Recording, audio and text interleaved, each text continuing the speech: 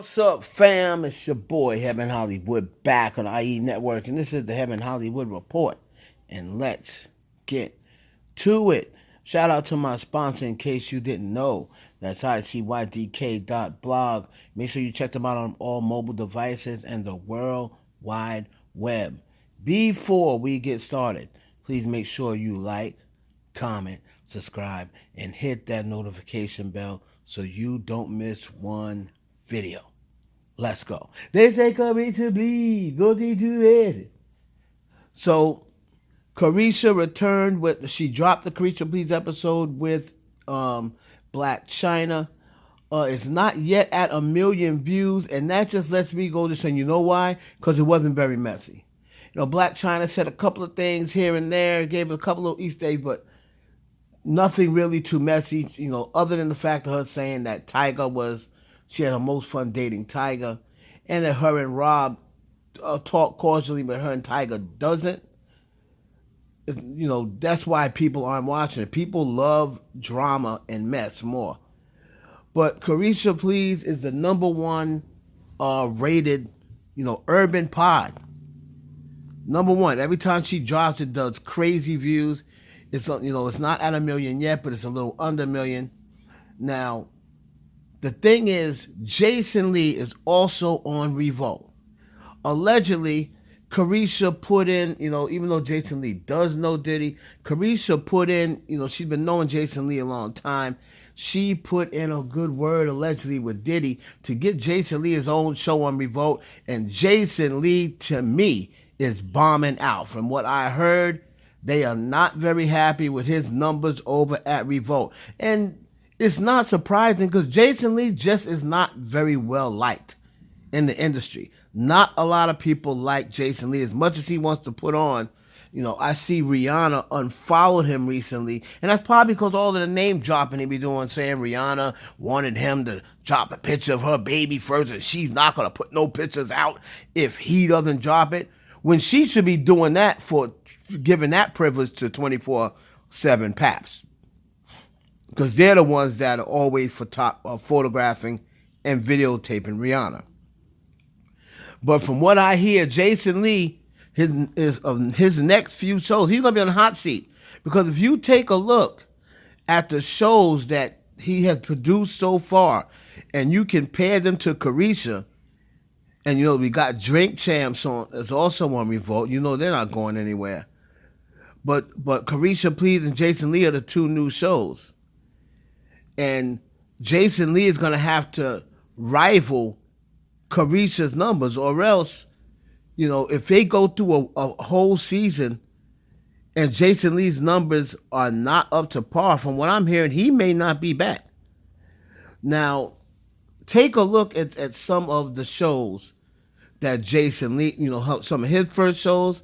The one with Cardi B is the only show that's over 1 million views. And that's because they thought that Cardi B was going to be dropping a little bit more tea than what she dropped. Jason Lee, wasn't really asking too many dangerous questions. So the ratings for that, was good only because people thought Cardi was going to reveal a little more than what she revealed. But every show after that, hardly, compared to what he's going up against, when you compare his shows to Caresha's shows, it's no comparison. Take a look at some of these numbers. Only the Cardi B show and the show with Blueface and Krishan is even over 1 million views. Cardi B's been up 4 months. Blueface and Krishan's up 3 months. The interesting thing is, look at his interview with Black China and compare it to Caresha's interview with Black China. 860 views for Black China. It's been up 2 months. Caresha did an interview with Black China 2 days ago, and it's almost at 800K. So that shows the difference, that people are willing to give Caresha their engagement over Jason Lee, because Jason Lee is not very well liked, and everyone loves Caresha right now. So it's going to be interesting to see how long Jason Lee stays under Revolt, because if Diddy isn't really you know, making too much of a profit off of Jason Lee, I can very easily see him giving Jason Lee the boot. So we're gonna keep our eyes on that. The Jason Lee show is bombing big time. Now in the you black people got too much damn money news, JayZ and Beyonce has purchased the biggest home in California history, $200 million. They purchased this home, and it's the biggest purchase in California homes history. These pictures here are from London. JayZ recently joined Beyonce. You know, she's on tour. She's on the Renaissance tour. And JayZ went out there. Here's a picture of the home. I mean, this is just too much. Look at this. Overlooking, the water. Well, I believe it's in Malibu. That looks like Malibu. Out in Malibu, California. And sources behind the scenes, a lot of people was talking about, hey, I thought they're having marriage difficulties. This just lets me know, and this lets you know right now, Beyonce ain't never divorcing JayZ. So y'all can forget that. All the Beyonce fans that don't like JayZ, and for all the dudes that thought, you know what, as soon as she lose JayZ, I'm gonna shoot my shot. Beyonce, this pretty much telling everybody, Beyonce is not divorcing JayZ. This home that they just invested in, that's for the long haul. They're gonna be living in that home. That's not gonna be their permanent living home, but that's gonna be like their getaway spot or what have you. Now, I know they have a main home in LA. Now, I don't know whether they'll be selling that home or what, but the most expensive home in California history for $200 million. And sources behind the scenes tell me, yes, they've been having marriage problems for many years, but Beyonce is not divorcing JayZ. It has to be something catastrophic. So all these people coming out, the Jaguar Wrights of the world and the Uncle Ronnie or whatever his name is, come out with these stories about what JayZ's doing behind the scenes. It's not going to work. She's not divorcing JayZ anytime soon. The symbolism is real. JayZ born on the 4th, Beyonce born on the 4th. They shaped their house in the shape of the number 4. Yes, the symbolism and the numerology is real. Someone said Jay-Z hit the lottery when he married Beyonce. Well, did he? Did Jay-Z hit the lottery, or did Beyonce hit the lottery marrying Jay-Z? Let me know down in the comments what you think. And we're going to close it out with Prince Harry and Meghan Markle. And as we all know, they were in a almost catastrophic car chase with the paparazzi chasing after them, trying to film them. Now, so TMZ was the first to report Princess Harry and Meghan were indeed chased by paparazzi in NYC. It was confirmed, and no paparazzi are saying that or not denying that it happened. Now, of course, they celebrated their 5th anniversary. It's a shame that this is how they had to celebrate it. Happy anniversary to Harry and Meghan. But a lot of people are calling cap on it. A lot of people are thinking that it didn't happen. All right, believing that didn't happen. Now, again, as that report stated with TMZ, no paparazzi have denied it.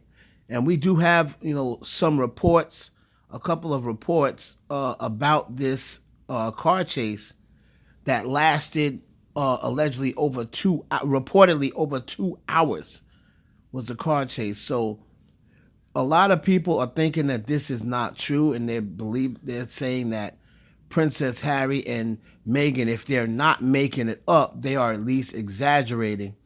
Take a listen to this video though that contradicts anyone saying that it didn't happen.